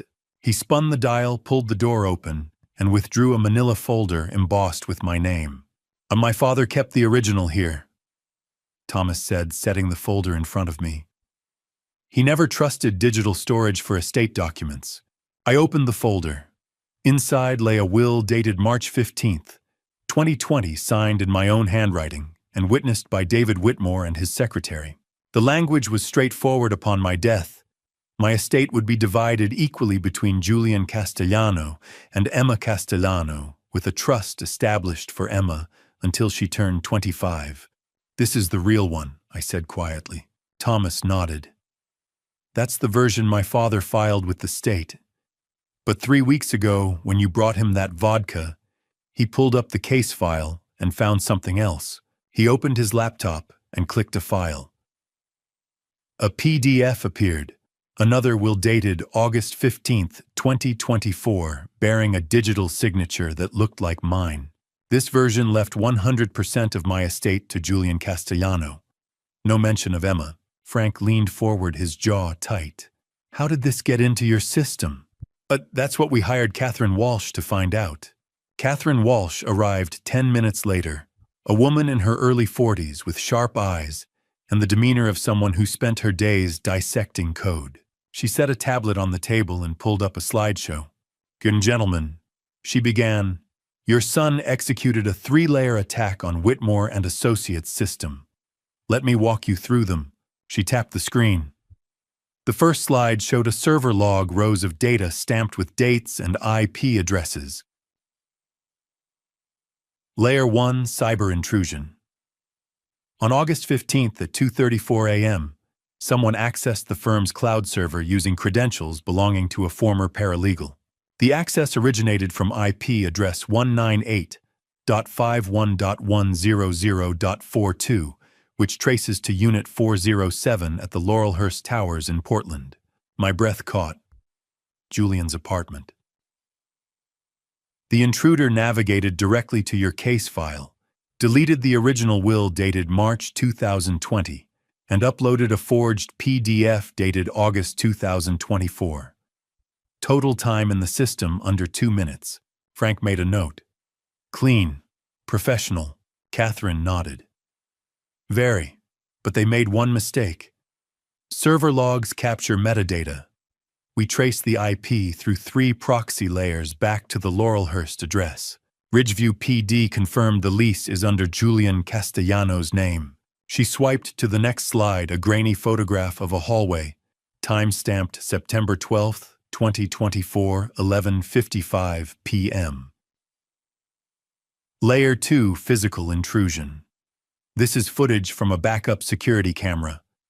At 11:55 p.m. on September 12th, a man approximately 5 feet 10 inches tall entered the office. He wore a hoodie and gloves, but his build matches a male in his mid to late 30s. She zoomed in. The figure moved with purpose, heading straight for David Whitmore's office. He was inside for 8 minutes. The next morning, Mary Baker found a printed copy of the forged August will in the pending files tray on her desk. The paper stock matched the firm's letterhead. Mary assumed Mr. Whitmore had printed it himself and filed it accordingly. Thomas interjected. My father never printed that will. He didn't even know it existed until you brought him the vodka, and he cross-checked the files. Catherine swiped again. The third slide showed an email header, lines of code across the screen. Layer 3, social engineering. On October 8th at 9:20 a.m., Mr. Whitmore received an email from archer.dalton.official@gmail.com. The subject line read, Updated will, please review. The body was brief, asking him to update his records and signed with your name. She looked at me. You don't use Gmail, do you, Mr. Dalton? No. I've had the same Yahoo account for 15 years. So it's exactly. The email was spoofed. When we examined the headers, the originating IP was once again 198.51.100.42. Julian's apartment. Frank exhaled slowly. 3 layers. Cyber, physical, social. Correct, Catherine said. Each layer reinforced the others. If the digital forgery was discovered, the printed copy provided corroboration. If someone questioned the printed copy, the email created a false paper trail. This wasn't opportunistic, detective. This was premeditated, methodical, and executed over a 2-month period. I stared at the dates on the screen. August 15th, September 12th, October 8th. Julian had started planning this in mid-August, weeks before my birthday, weeks before he sent the poisoned vodka. He'd built redundancies, anticipated obstacles, covered every angle. My son had studied how to erase me. Frank stood gathering the forensic reports. Thomas, I need certified copies of everything. The original, the server logs, the security footage, the email headers. I'll forward them to the prosecutor's office today. Thomas nodded. I'll have them ready within the hour. Frank turned to me. Archer, we've got him. The IP traced the physical evidence, Sarah's testimony, Vinny's information. It's enough for an arrest warrant. I'll call Judge Holloway this afternoon. I couldn't speak. I could only nod. The following night, I sat alone in my study, the house dark except for the lamp on my desk. Rain tapped against the windows. I opened my journal to a blank page and began to write. October 24th, 2024, 11 p.m. Today, I learned the full extent of Julian's plan. He hacked the law firm's server on August 15th, deleted my real will, and uploaded a forgery. On September 12th, he broke into the office and planted a printed copy. On October 8th, he sent a fake email to David posing as me. 3 layers. 3 separate crimes, all designed to ensure that when I died, when he succeeded in poisoning me, there would be no question about who inherited my estate. Frank says we have enough for an arrest warrant. Tomorrow or the day after, Julian will be taken into custody. I should feel relief. Instead, I feel hollow. I closed the notebook and stared at the rain. The rain had softened to a whisper against the windows, and the house felt too quiet. I sat at the kitchen table under the yellow glow of the overhead lamp, my journal open in front of me, the pen heavy in my hand. Outside, the maples swayed their branches, scraping the siding. I turned to a blank page and began to write. October 24th, 2024, 11:10 p.m. Tomorrow morning, Frank will execute an arrest warrant for Julian Castellano. Before that happens, I need to set down everything that led us here. Not for the court, Frank and Catherine have compiled that evidence, but for myself. So I can understand how my son became someone I no longer recognize. The timeline. October 12th. I received a bottle of vodka Blackthorn Crystal Reserve 1952 valued at $3,800 via FedEx from Julian. A handwritten birthday card was enclosed. I did not drink it. Instead, I gave it to David Whitmore during a meeting to discuss my will. October 12th, 9:47 p.m. Margaret Whitmore called to report that David had collapsed with severe cardiac arrhythmia after drinking approximately 50 milliliters of the vodka. He was hospitalized. I became the primary suspect. October 14th. Toxicology confirmed the vodka contained aconitine, a lethal poison. David survived only because he drank a small amount. That same day, Dr. Brennan discovered my heart medication had been swapped with amlodipine, a calcium channel blocker. If I had taken it during an angina attack, I would have died. October 15th. Julian called me. I recorded the conversation. He asked if I had drunk the vodka, then asked which friend had received it. His tone revealed he knew David had consumed it. October 16th. I discovered a broken thread trap and a rotated dummy camera indicating an intruder had bypassed my alarm overnight. Forensic analysis matched Julian's handwriting. I was cleared as a suspect. IT forensics revealed Julian had hacked Whitmore and Associates' server in August to alter my will. October 17th. I received an unmarked envelope containing a photograph of my house, time-stamped 11:47 p.m. on October 16th. That morning, I suffered a severe angina attack and nearly took the fake medication. Dr. Brennan arrived with verified nitroglycerin and saved my life. October 18th, 2:34 a.m. Vincent Russo, an associate of the Benedetti crime family, broke into my home. He informed me that Julian owed $300,000 in gambling debts and had used my $500,000 life insurance policy as collateral. Julian had planned my death to collect the payout. October 20th. My granddaughter Emma called. She disclosed that Julian had told her we're going to be rich soon, and that he frequently spoke with someone named Vinny. She mentioned overhearing Julian discuss my name and the word insurance. October 21st. I met with Sarah Castellano. She confirmed that Julian owed gambling debts and that Vinny had been following their family for 6 months. She stated that Julian had threatened to abandon her and Emma if she spoke to anyone.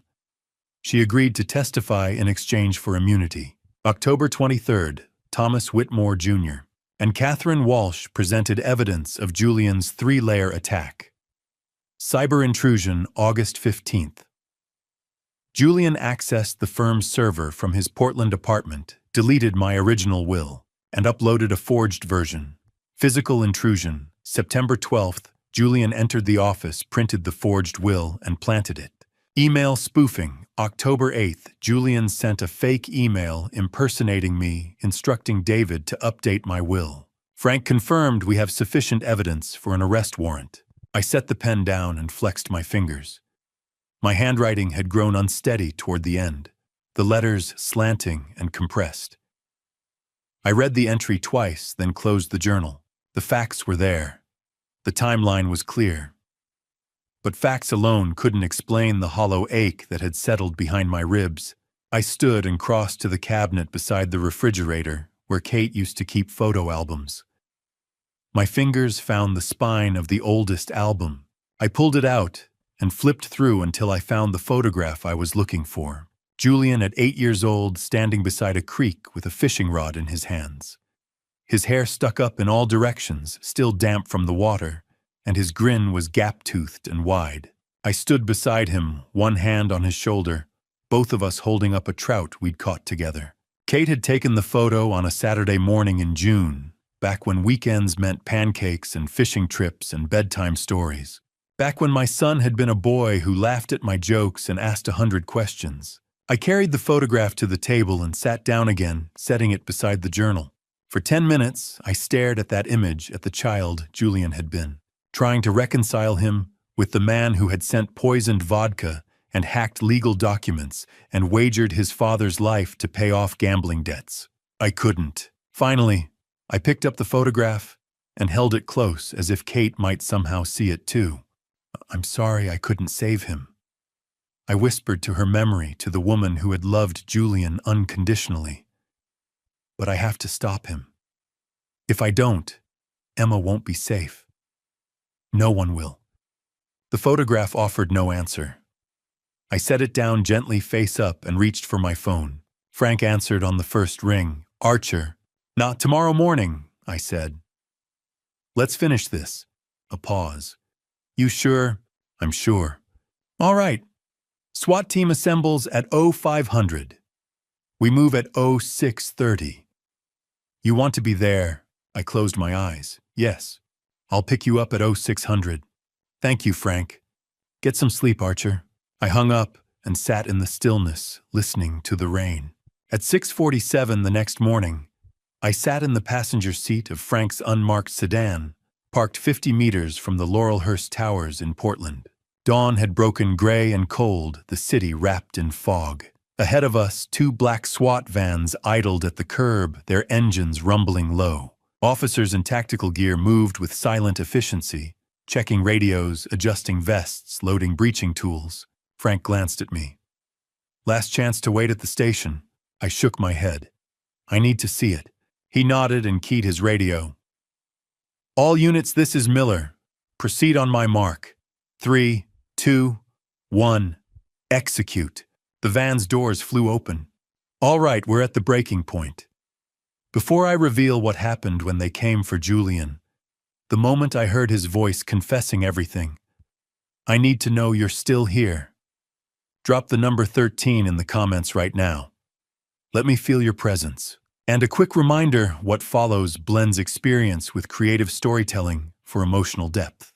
If you'd rather not continue, feel free to pause here and choose content that resonates better with you. But if you're ready, let's go back to that cold morning in Portland.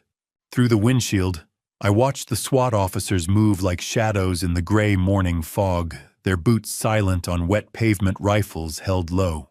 On the Laurelhurst Towers rose ahead a glass and steel monument to new money, its upper floors still dark. Somewhere on the fourth floor in Unit 407, my son was waking up, unaware that his world was about to collapse. Frank's voice broke the silence. "You shouldn't be here, Archer. I didn't take my eyes off the building." "I know, but you deserve to see this." I nodded, my throat too tight to speak. Frank had bent the rules to let me ride along. Protocol said I should be waiting at the station, but he knew I needed to witness this. At 6:49, his radio crackled. "Breacher in position. Ready on your mark, detective." Frank keyed the mic. "All units hold. Confirm exits secured. South exit clear. North exit clear. Parking garage secured." Frank exhaled slowly. "Execute on 3, 1, 2, 3, go." The lead officer swung the battering ram. The door to Unit 407 exploded inward with a crack like thunder, and the team poured through, voices overlapping in sharp commands. "Police search warrant. Hands where we can see them." I couldn't hear Julian's response from 50 meters away, but I didn't need to. Through the doorway, I saw officers spread through the apartment, flashlights cutting the darkness. And then two of them emerged with a figure between them.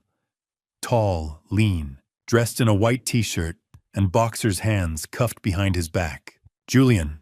Even from this distance, I recognized the set of his shoulders, the tilt of his head. He didn't struggle, didn't shout. He walked calmly between the officers. His expression unreadable, as if being arrested at dawn was a minor inconvenience. Behind him, Sarah appeared in the doorway, clutching Emma against her chest. Emma's face was buried in her mother's shoulder, her small body shaking with sobs. Sarah's eyes were wide and red. "Addie!" Emma's scream cut through the fog, high and desperate, and my chest cracked open. Frank put a hand on my arm. "Stay in the car, Archer." I stayed. At 7:15, as officers were loading Julian into a transport van, a black sedan pulled up. The driver's door opened, and Vincent Russo stepped out, dressed in a dark suit, his face impassive. He walked directly to Frank and handed him a small object wrapped in a plastic evidence bag. A USB drive. Frank held it up to the light. "This, the recording. October 10th. Julian and my former employers. Everything you need." Vinny's Brooklyn accent was flat, businesslike. "I've already spoken with the prosecutor's office. Full cooperation in exchange for immunity. My lawyer has the paperwork." "And when did you record this?" 2 weeks before the vodka was delivered. Julian called to confirm the timeline. I recorded it as insurance. Didn't want to end up holding the bag if things went sideways. Vinny glanced at the transport van. "Looks like they did." Frank pocketed the drive. "You'll need to testify." "I know. My lawyer will coordinate." Vinny turned to leave, then paused and looked at me through the windshield. For a moment, our eyes met. He nodded once, not an apology, but an acknowledgement, and walked back to his car. Frank plugged the USB into a tablet and handed me an earbud. "You sure you want to hear this?" I took the earbud. "Yes." He pressed play. Static hissed. Then Julian's voice came through, clear and cold. "The old man won't drink it, but his lawyer will. Once the medication finishes him off, I'll have the insurance payout and the estate. 500,000 plus whatever's left after probate. Enough to clear the debt, and then some." A second voice, older and rougher. "You better not screw this up, kid. 300 grand is a steep price for forgiveness. You don't deliver, we collect another way.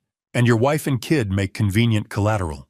Julian's reply was immediate, emotionless. "I won't screw it up. The plan's airtight. No one suspects a birthday gift from a son to his father." "Good. Call me when it's done."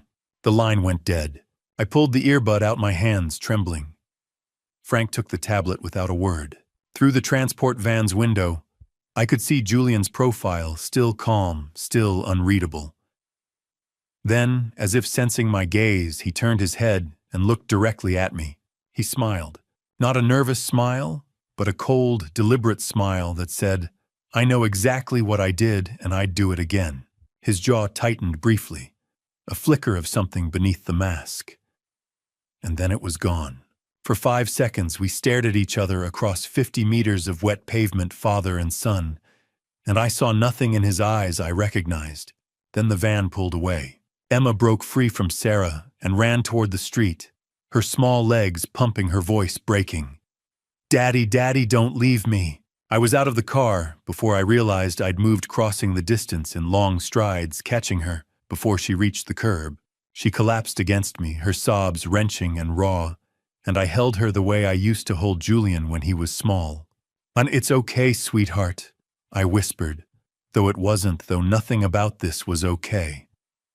"It's okay. I've got you." Sarah reached us a moment later, her face pale and hollow. "Archer, I'm so sorry. I didn't know. I swear I didn't." "I know," I said quietly. "Take her home. Frank will call you later about the trial." She nodded, taking Emma's hand, and led her back toward the building. At 10 o'clock that morning, I sat in a windowless interrogation room at Portland Police Headquarters, staring at the two-way mirror on the far wall. Frank stood beside me, arms crossed. The door opened. 2 officers led Julian inside, still cuffed, still calm. They seated him across the table from me and stepped back, flanking the door. Julian looked at me and smiled again. "Hello, Dad." The interrogation room was small and windowless, lit by a single fluorescent panel that hummed like a dying wasp.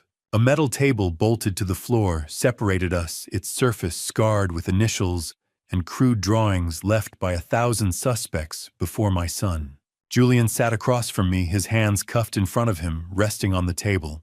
His white t-shirt was wrinkled, his hair uncombed, but his posture was relaxed, almost casual, as if this were a coffee shop conversation rather than the prelude to a murder trial. Frank stood in the corner with a uniformed officer, arms crossed, watching us both. The air smelled like old coffee and industrial cleaner. Julian tilted his head, studying me the way you'd study a chessboard, calculating his next move. "So, what now, Dad? You going to tell me how disappointed you are?"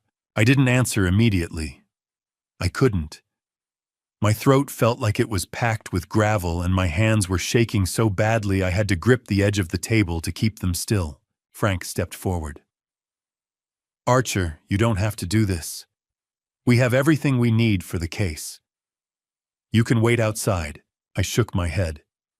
"I need to talk to him." Frank glanced at Julian. "You willing to speak with your father, just the two of you?"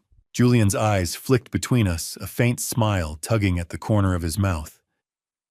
"Sure. Why not last chance for a heart-to-heart, right?" Frank's jaw tightened, but he nodded.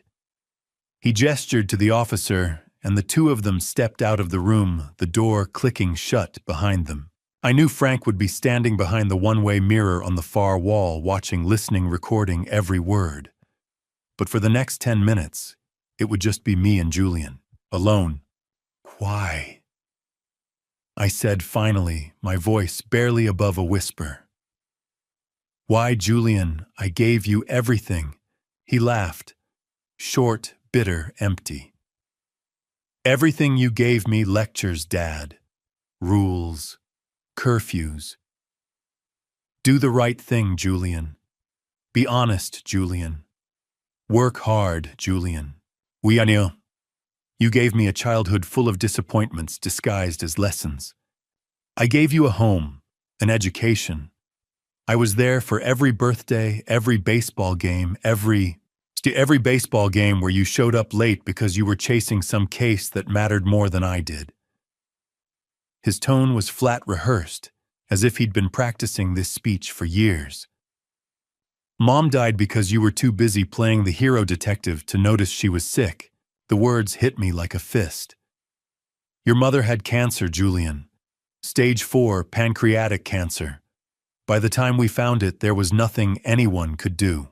I sat by her bed every single day for 8 months. I held her hand when and you still couldn't save her. He leaned forward, his cuffed hands sliding across the table. You couldn't save her, and you couldn't save me. So yeah, Dad, forgive me if I don't see you as some kind of saint. I stared at him, trying to find the boy I used to know in the stranger sitting across from me. This isn't about your mother. This is about you owing $300,000 to a crime family and deciding the easiest way out was to poison your own father. Not poison, insurance. Julian shrugged, the gesture so casual it made my stomach turn. The Benedettis were going to finish me. You think I wanted to do this? You were just convenient. The policy was already in place. You're old, you have a heart condition. No one would have questioned it if you'd had another attack and didn't wake up. Convenient. I repeated the word slowly, tasting its ugliness. That's what I am to you, convenient. Yeah, he didn't blink. That's what you are. I closed my eyes, trying to breathe through the pain radiating from my chest. Not angina this time. Just grief. What about Emma? I asked, finally opening my eyes. What about your daughter? She's 10 years old, Julian. She watched you get arrested this morning. She screamed for you. For the first time, Julian's mask slipped. His eyes flicked away from mine just for a second, and he blinked, once quick and involuntary, as if the question had caught him off guard. Then the coldness returned. She'll be fine, he said, his voice too steady, too controlled. Kids are resilient. Sarah will remarry eventually. Emma won't even remember me in a few years. You don't believe that? I have to. He looked down at his cuffed hands, turning them over, as if noticing them for the first time. Because if I don't, then I have to admit I destroyed my daughter's life along with yours, and I'm not ready to do that yet. I stood slowly, my legs unsteady, and placed both hands flat on the table. I loved you, Julian. I still do. But I can't protect you from this. I won't. He didn't look up. I know. You tried to kill me. You poisoned David. You forged my will, hacked a law firm, swapped my medication. You put your wife and daughter in danger. You don't get to walk away from this. I'm not asking to. His voice was quiet now, drained of the bravado he'd worn like armor. I knew what I was doing, Dad. I knew it would end like this. I thought I'd have more time. I thought the plan was better than it was. I turned toward the door, then stopped. Do you regret it? Silence. Do you regret trying to end my life so you could pay off your debts? Julian lifted his head, and for a moment I saw something raw and unguarded in his eyes. Not remorse exactly, but exhaustion. The exhaustion of a man who'd spent years running from consequences and had finally been caught. No, he said softly. I don't. I needed the money. You were in the way. That's all it was. I nodded, the last fragile thread of hope snapping inside me. Then we're done here. I walked to the door and knocked twice. Frank opened it immediately, his expression unreadable. Take him back to holding, I said without looking at Julian again. We're finished. As I stepped into the hallway, I heard Julian's voice one last time, faint and empty. Goodbye, Dad. I didn't turn around. 6 weeks later, on the morning of December 8th, I stood outside courtroom 3B at the Ridgeview County Courthouse, adjusting the knot of my tie with hands that still shook when I thought too hard about what was coming. The hallway smelled like floor polish and old wood, and the winter light slanting through the tall windows made everything look washed out and gray. Frank appeared beside me holding 2 paper cups of coffee. He handed me one without a word. You ready? He asked. I took a sip, the coffee bitter and scalding. No. Good. That means you're still human. The courtroom doors opened and a bailiff gestured for us to enter. The trial was about to begin. Courtroom 3B smelled like polished wood and old anxiety, the kind of scent that seeps into walls after decades of verdicts. I sat in the third row behind the prosecution table, my hands folded to keep them from shaking. Ahead of me, Julian sat beside his attorney, Rebecca Hayes, dressed in a gray suit that made him look almost innocent. His hair was neatly combed, his posture straight, his expression blank. He didn't look at me. Judge Patricia Holloway, a woman in her early 60s with steel gray hair and sharp eyes, sat elevated at the bench. To her right, 12 jurors filled the jury box, their faces carefully neutral. The bailiff stepped forward. "All rise.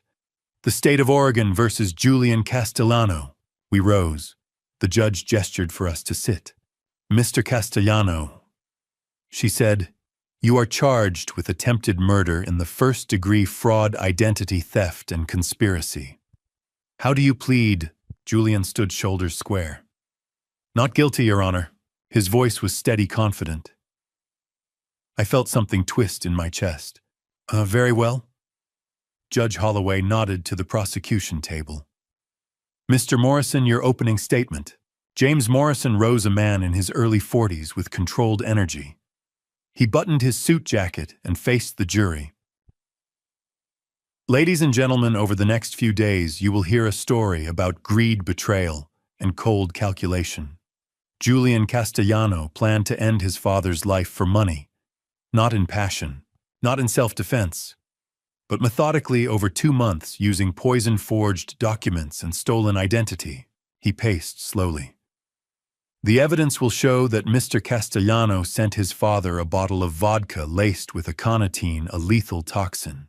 When his father refused to drink it, the vodka was given to David Whitmore, the family's lawyer. Mr. Whitmore consumed approximately 50 milliliters and nearly died." Morrison paused. "You will also hear that Mr. Castellano swapped his father's heart medication with a dangerous substitute, hacked a law firm's system to forge a will, leaving him the entire estate, and used a $500,000 life insurance policy as collateral for gambling debts." He turned to face Julian. "This was not a mistake. This was attempted murder, premeditated and deliberate." Judge Holloway nodded to the defense. Ms. Hayes, Rebecca Hayes, stood approaching the jury box with calm deliberation. "Ladies and gentlemen, my client made mistakes. Serious mistakes. But mistakes born of fear, not malice. Julian Castellano owed $300,000 to a criminal organization that threatened his life and the lives of his wife and daughter. He was desperate. He panicked." She gestured toward Julian. "But the prosecution wants you to believe Julian is a cold-blooded killer. That's not true. Julian was a man drowning in debt, manipulated by criminals trying to protect his family the only way he knew how." She sat down. The jurors exchanged garters. The prosecution called its first witness. "Dr. Michael Brennan, please take the stand." Dr. Brennan testified about David Whitmore's aconitine poisoning and the swapped medication in my prescription. Morrison presented the evidence bags containing both. David Whitmore was next. When Morrison asked him to describe October 12th, David's voice was steady but quiet. "Archer brought me a bottle of vodka as a gift. I drank approximately 2 ounces. Within an hour, I was experiencing severe chest pain. At the hospital, doctors told me I'd been poisoned." Catherine Walsh took the stand next, presenting server logs showing Julian's apartment as the source of the hacked will. Chaktatin. The digital will was uploaded from IP address 198.51.100.42 at 2:34 a.m. on August 15th. That address corresponds to Unit 407 at the Laurelhurst Towers, leased to Julian Castellano. At 2 o'clock, Morrison called my name. "The state calls Archer Dalton." I walked to the witness stand, placed my hand on the Bible, and swore to tell the truth. Morrison approached. "Mr. Dalton, did your son know about your heart condition?" Yes. He visited me in 2021. I showed him my prescriptions and the vodka bottle. Who sent it?" "Julian. It arrived via FedEx on my birthday. I didn't trust him, so I gave it to David Whitmore. David nearly died because of my instinct." I paused. At first, the police suspected me because I delivered the bottle, but the evidence proved Julian was the sender. Rebecca Hayes rose for cross-examination. Mr. Dalton, you and Julian have had a strained relationship for many years, haven't you? Yes. Is it possible someone else tampered with that bottle? No. The lab confirmed the seal was intact until David opened it. The handwriting matched Julian's. The FedEx tracking showed shipment from Portland sender listed as Julian Castellano, Hayes pressed. But you admit you didn't trust your son.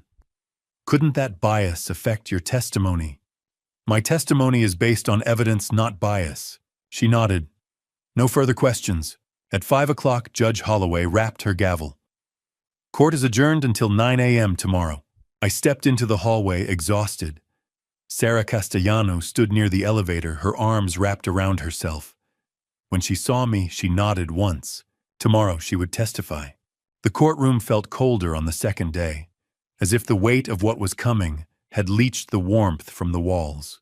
I sat in the same third-row seat, watching Sarah Castellano walk to the witness stand. She wore a simple black dress, her hair pulled back, her face pale and drawn. When she raised her right hand to take the oath, her fingers trembled. Julian sat motionless at the defense table, staring straight ahead. He didn't look at her. James Morrison approached. Mrs. Castellano, did you know your husband planned to harm his father? Sarah's voice was barely audible. I knew about the debt. I knew Vinnie Russo had been following us for months. But I didn't know about the vodka or the medication until Detective Miller told me. She paused, her composure cracking. Julian threatened me. He said if I told anyone, he'd take Emma and disappear.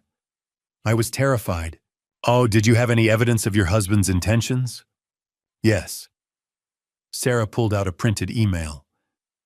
Julian wrote this to a lawyer representing the Benedetti family. It's dated October 3rd. It says, once the old man is gone, I'll transfer $200,000 immediately. Morrison held up the email for the jury. Once the old man is gone, meaning Archer Dalton. Yes. Rebecca Hayes rose for cross-examination. Mrs. Castellano, you're testifying in exchange for immunity, correct? Yes. So you have every reason to shift blame onto your husband to protect yourself. Sarah's eyes flashed. I'm testifying because my daughter deserves a mother who tells the truth. Julian put all of us in danger. I won't let him do it again. Hayes nodded. No further questions. At 10:30, Vincent Russo took the stand. He looked different in a suit and tie, almost respectable, but his Brooklyn accent reminded everyone of what he was. Mr. Russo, you were employed by the Benedetti crime family to monitor Archer Dalton, correct?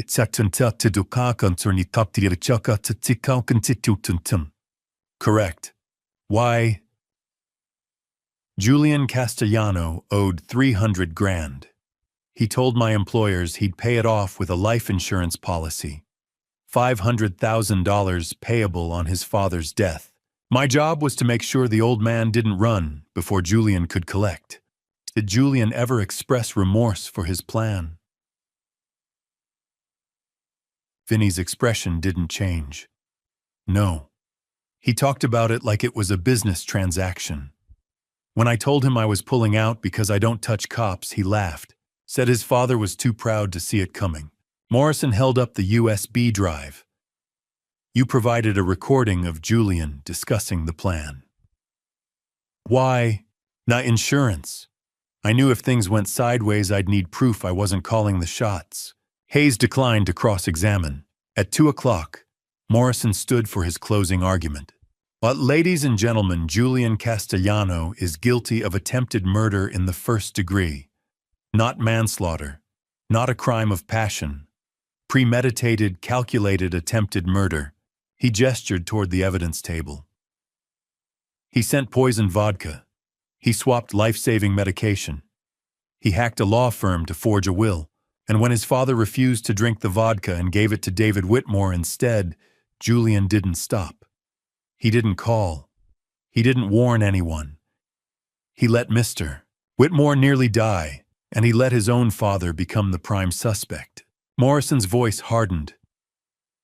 That is not the behavior of a desperate man. That is cruelty. The evidence is overwhelming. The verdict must be guilty. Rebecca Hayes rose. Ladies and gentlemen, my client made terrible choices, but those choices were driven by fear, not malice. Julian owed $300,000 to a criminal organization that threatened to harm his wife and daughter. He panicked. She paused. But Julian never directly harmed anyone. David Whitmore drank the vodka of his own free will. Archer Dalton never took the fake medication. No one died. This is not attempted murder. At most, this is reckless endangerment. She sat. The courtroom was silent. Judge Holloway addressed the jury. You will now retire to deliberate. A unanimous verdict is required. The jury filed out. The clock read 4:03. I waited in the hallway with Frank Miller drinking bitter coffee and watching the winter sky darken. Frank didn't try to make conversation. He just stood beside me. At 8:15, the bailiff emerged. Jury's back. We filed into the courtroom. The jury took their seats.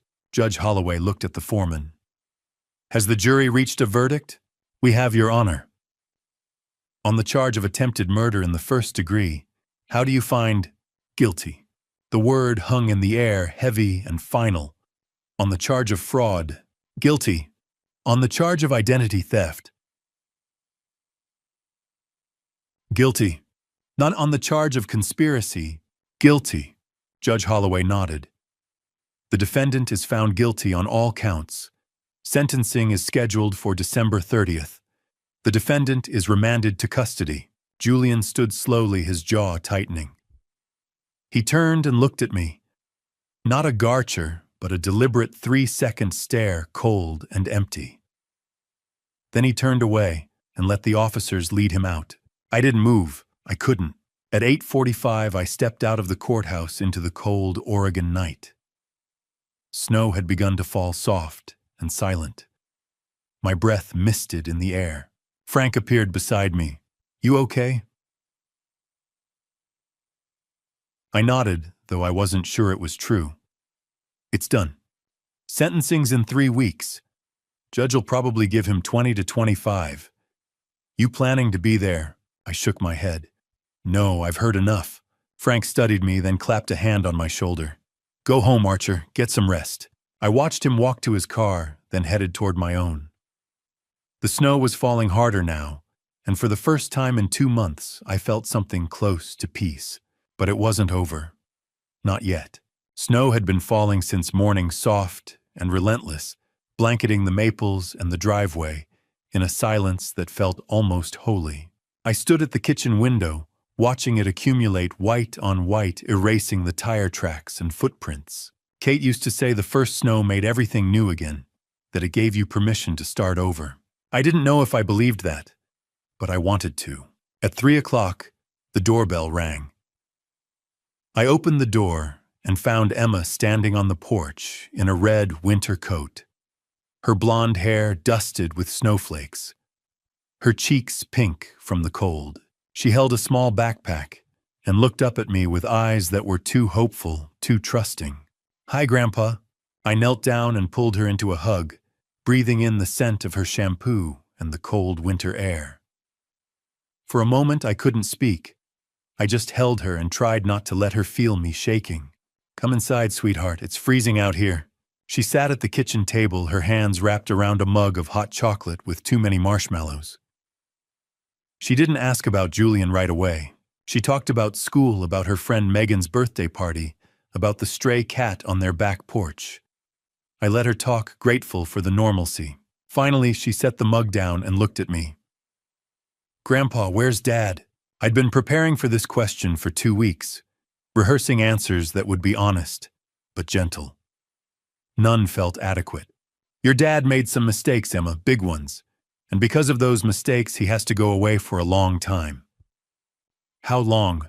A very long time. Her brow furrowed. Did he hurt somebody? He tried to. He didn't succeed, but he tried. And the law says that when you try to hurt someone, there are consequences. She was quiet, staring into her mug. Then she asked the question I'd been dreading most.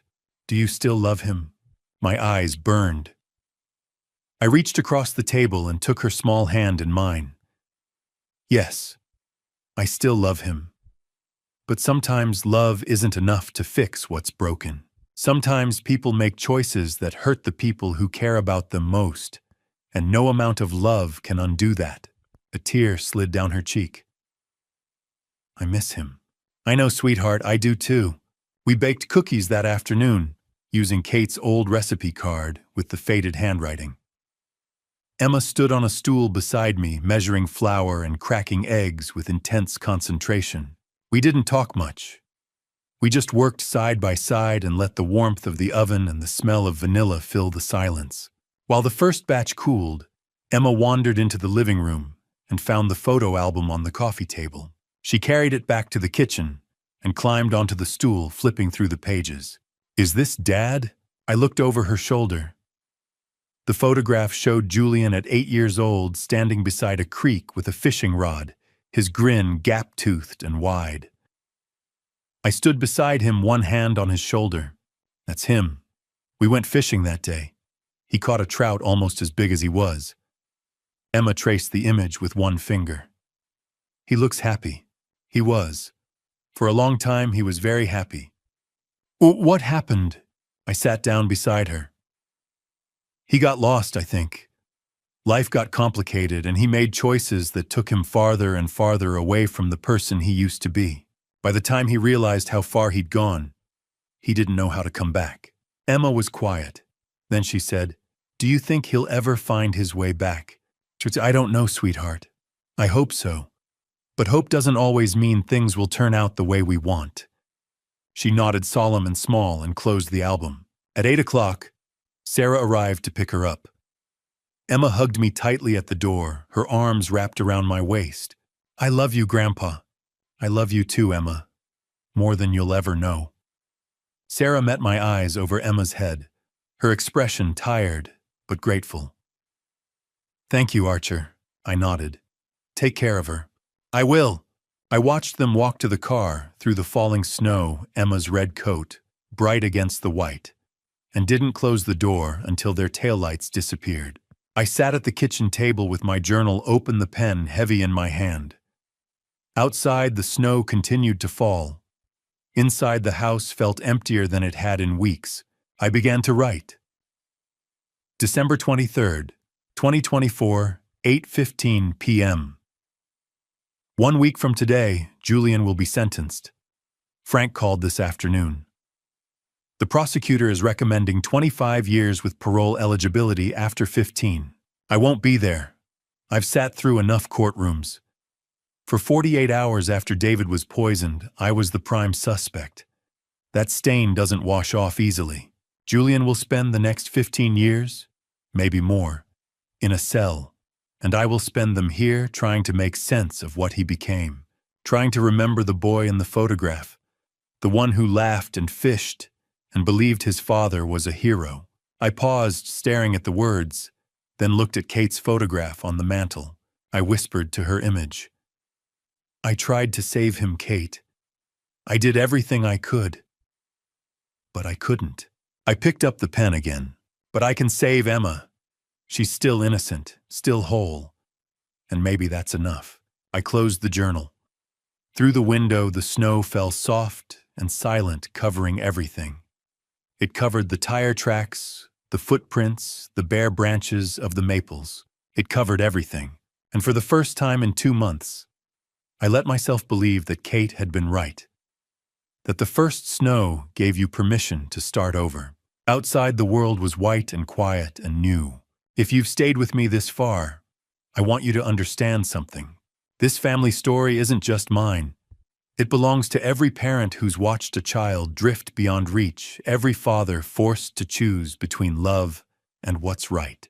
My family story taught me that blood doesn't guarantee loyalty, and sometimes those we trust most become strangers. I made mistakes. I was too busy being the detective solving everyone else's problems while missing the poison in my own home.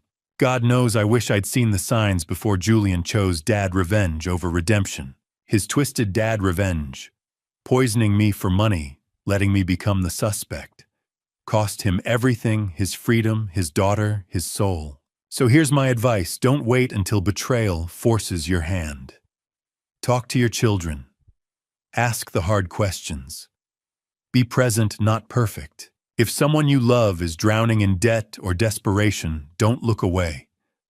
My son sought dad revenge when what he needed was help. Don't let your family story end like mine. Emma still visits. The snow still falls.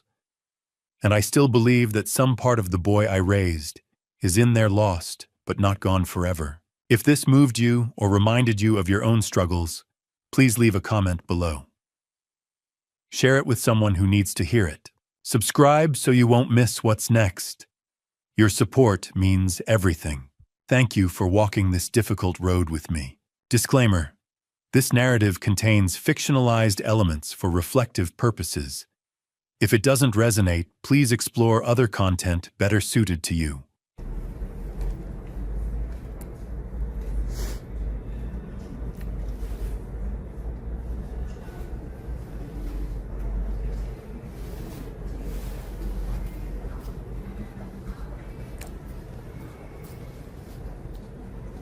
맞아요. 성실하면은 결국에는 그 노력은 배신하지 않는다 그렇게 얘기하잖아요.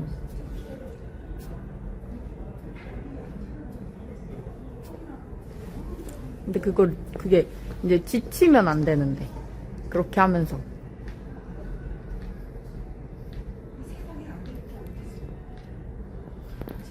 아라 언니 어서 오세요.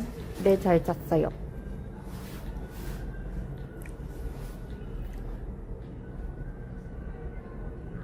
어제 그리고 잠이 안 오는 거예요, 계속.